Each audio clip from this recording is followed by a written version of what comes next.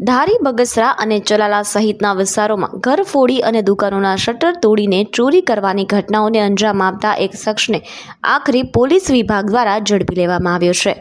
આ શખ્સને પકડવા માટે પોલીસે 100 કિલોમીટર કરતાં પણ વધારે વિસ્તારના સીસીટીવી ફૂટેજની સઘન તપાસ હાથ ધરી હતી.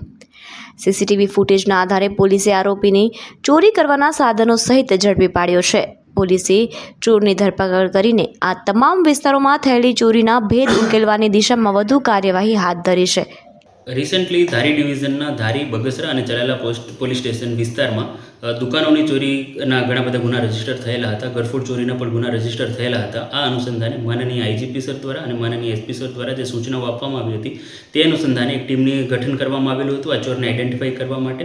અને બગસરા પોલીસ સ્ટેશનના સર્વેલન્સ સ્ટાફ દ્વારા એક જે સીસીટીવી મળેલા હતા તેમના આધારે એમને આગળ ફોલોઅપ કરતાં જે 100 કિલોમીટર 100 થી 150 કિલોમીટર સુધી આગળના સીસીટીવી એમના દ્વારા ચેક કરવામાં આવ્યા હતા અને એક જે શકમંદ છે એને આઈડેન્ટિફાઈ કરવામાં આવ્યું હતું.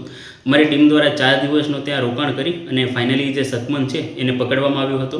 આ જે શકમંદ છે વિજયભાઈ મકવાણા, એમની પાસેથી ચોરી કરવાની જે કીટ હોય એ પણ બરામદ થયેલી હતી. અને આ જે વિજયભાઈ મકવાણા છે એમના દ્વારા 50થી વધારે આવી ઘરફોડ ચોરીઓ કરવામાં આવેલી છે અને આ જે ચોરીઓ છે એ એમની કબૂલાત કરેલી છે. સર, એક આરોપી ઉપરાંત બીજા અન્ય કોઈ આરોપી એમાં સંડોવાયેલા છે કે કેમ? આ જે આરોપી છે એની એમઓ એવી છે કે એકલો જ ઓપરેટ કરે છે અને એનું ખાસ ટાર્ગેટ હોય છે દુકાનો. આપણા વિસ્તારમાં પણ એમણે દુકાનોને ટાર્ગેટ કરી હતી અને એની આ સિવાય સુરત, રાજકોટ, અન્ય વિસ્તારોમાં પણ દુકાનોમાંથી જ એણે ચોરી કરેલી છે અને આ વ્યક્તિ છે એકલો ઓપરેટ કરતો હોય છે.